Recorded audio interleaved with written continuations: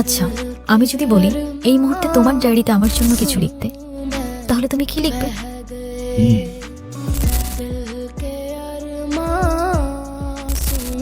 Zero. আমি Rafiz, গুনগুনের boyfriend. Boyfriend? হ্যাঁ, একই বাড়িতে থাকো, একই ঘরে থাকো, না জানি কি কি হয়েছে এর ভেতরে। আর ওর ভালোবাসার মানুষটাকে বোঝানোর চেষ্টা করছিল যে আমাকে বিয়ে করো, না হলে আমি অন্য কারোর হয়ে যাব। কিন্তু সেদিন সেই মানুষটা চলে গিয়েছিল, আর তার সঙ্গে অনুর ভরসাটাও হারিয়ে গিয়েছিল। আর তাই ও দাঁড়িয়েছিল একা একা মৃত্যুর কিনারায়। তুমি চায়না থেকে চলে কেন এলে? আরে এলাম, চায়নায় অনেক কিছু করার সুযোগ আছে। আরে চায়নায় গিয়ে এবার কি হয়েছে জানো? আমার নতুন কিছু বায়ের সঙ্গে পরিচয় হয়।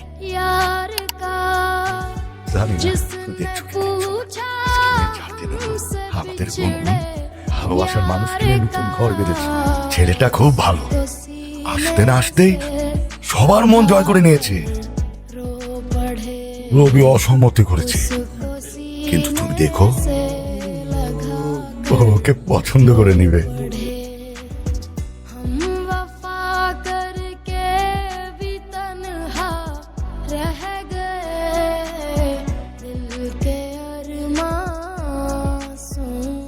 এখন সবই আছে, কিন্তু কিচ্ছু নেই। এই কে আপনি? কারে চাই? আমি রাফিজ, গুনগুনের বয়ফ্রেন্ড। বয়ফ্রেন্ড? গুনগুন, কি হচ্ছে এসব? ছেলেটা কি বলছে এ সমস্ত? ও ঠিকই বলেছে।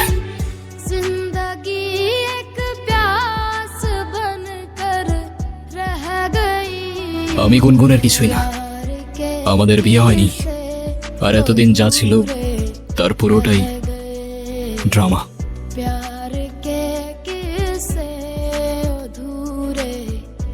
গুনগুন রাফিজকে ভালোবাসে, কিন্তু ও জানতো আপনি এই সম্পর্কটা কখনোই মেনে নেবেন না, তাই ও আপনাকে কখনো বলার সাহস করতে পারেনি। যখন আপনারা গুনগুনের জন্য বিয়ে ঠিক করতে ব্যস্ত ছিলেন, ও কার সঙ্গে ভবিষ্যৎ করবে তা খুঁজতে ব্যস্ত ছিলেন, তখন ও লড়ছিল একা। আর ওর ভালোবাসার মানুষটাকে বোঝানোর চেষ্টা করছিল যে আমাকে বিয়ে করো, না হলে আমি অন্য কারোর হয়ে যাব। কিন্তু সেদিন সেই মানুষটা চলে গিয়েছিল, আর তার সঙ্গে অনুর ভরসাটাও হারিয়ে গিয়েছিল। আর তাই ও দাঁড়িয়েছিল একা একা মৃত্যুর কিনারায়। তবুও আপনাকে কিছু বলার সাহস করতে পারেনি, কারণ ও জানে আপনি ভালোবাসায় বিশ্বাস করেন না। আর তাই সেদিন আমি এসেছিলাম কোনো অধিকার নিয়ে না, বরং এই মেয়েটার সম্মান, একটা নিষ্পাপ ওর ভালোবাসা আর মর্যাদাটা বাঁচাতে। আর হ্যাঁ, আমি ওর কিছুই না, আমাদের মাঝে কিছুই নেই। এই সবটাই ছিল অভিনয়, আর এই অভিনয়ের শেষটাও আমি লিখে দিয়ে যাচ্ছি। চলে যাচ্ছি আমি। যদি কোনো ভুল করে থাকি মাফ করবেন সবাই।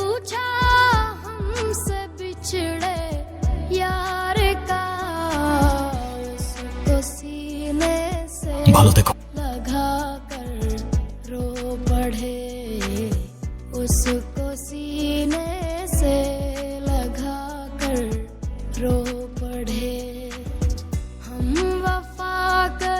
সরি গুনগুন, আমার জন্য তোমার অনেক কিছুই ফেস করতে হয়েছে। তুমি চায়না থেকে চলে কেন এলে?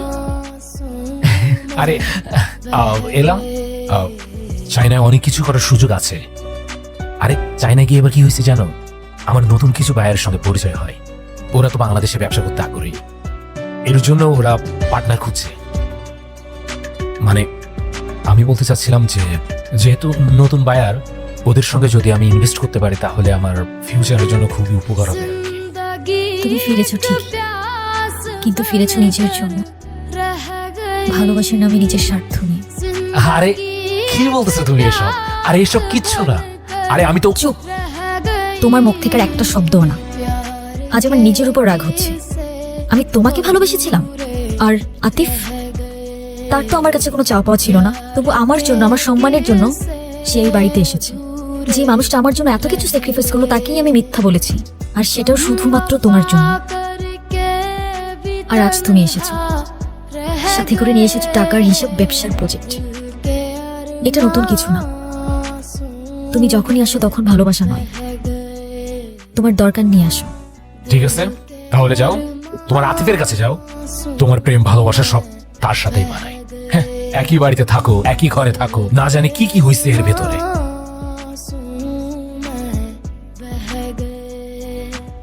আমি তোমাকে ভালোবাসি না। তুমি এখন এই মুহূর্তে এখান থেকে চলে যাবা। যাও।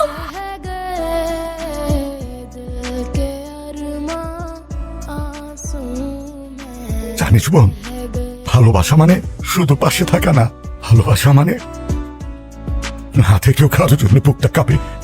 ভালোবাসা মানে তুই হাসলে তার প্রাণটা হাসে, আর তুই কাঁদলে সেও ভেঙে পড়ে।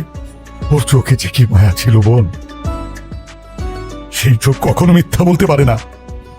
ও শুধু তোকে চাইনি, তোকে রক্ষা করেছিল, তোকে আগলে রেখেছিল নিজের সবটুকু দিয়ে। আমি ওর সাথে অন্যায় করেছি নানু ভাই, ওর হৃদয়টা আমি ভেঙে দিয়েছি। যে মানুষটা আমার জন্য এত কিছু করলো, তার বিশ্বাসটা আমি হারিয়ে ফেলেছি। ভালোবাসা হারায় না রে বোন, জায়গা বুঝে লুকিয়ে পড়ে। তাকদিরে লেখা থাকলে ওরে ঠিকই পাবি। যা কিছু সত্য তা ফিরে আসে সময় নেই।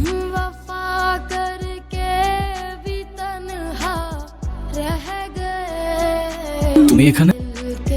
আজকে তো আমাকে কারো চোখেই পড়ছে না, অথচ এই মানুষটাই আমাকে দেখেছিল। তার ক্যামেরার লেন্সে নয়, তার হৃদয়ের গভীরে থাকা লেন্সে। সে দেখেছিল এমন ভাবে, যেভাবে দেখা যায় দুপুরের মায়া ভরা রোদ, যেভাবে অনুভব করা যায় না বলা ভালোবাসা। আমি ছিলাম হয়তো তার ফ্রেমের বাইরের কেউ, তবু সে আমায় রেখেছিল তার গল্পে। দেখেছিল এমন ভাবে, যেভাবে দেখে শুধু সেই, যার চোখে ভালোবাসা জন্ম নেয় নিঃশব্দে, নিঃস্বার্থে। এই এই তুমি এই কথা বলা কিভাবে জানলা?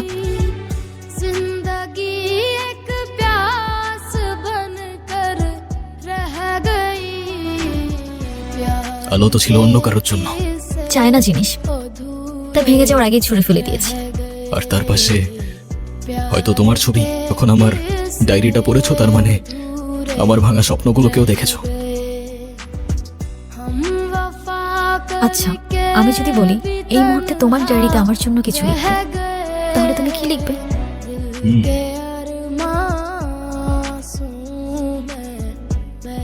জিরো? আমি তোমার লাইফে জিরো? ডিপেন্ডস।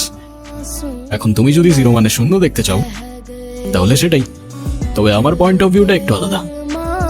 আমার পয়েন্ট অফ ভিউতে এই সিম্বল ছাড়া কোনো সংখ্যাই পরিপূর্ণ হয় না। Then zero means you complete me.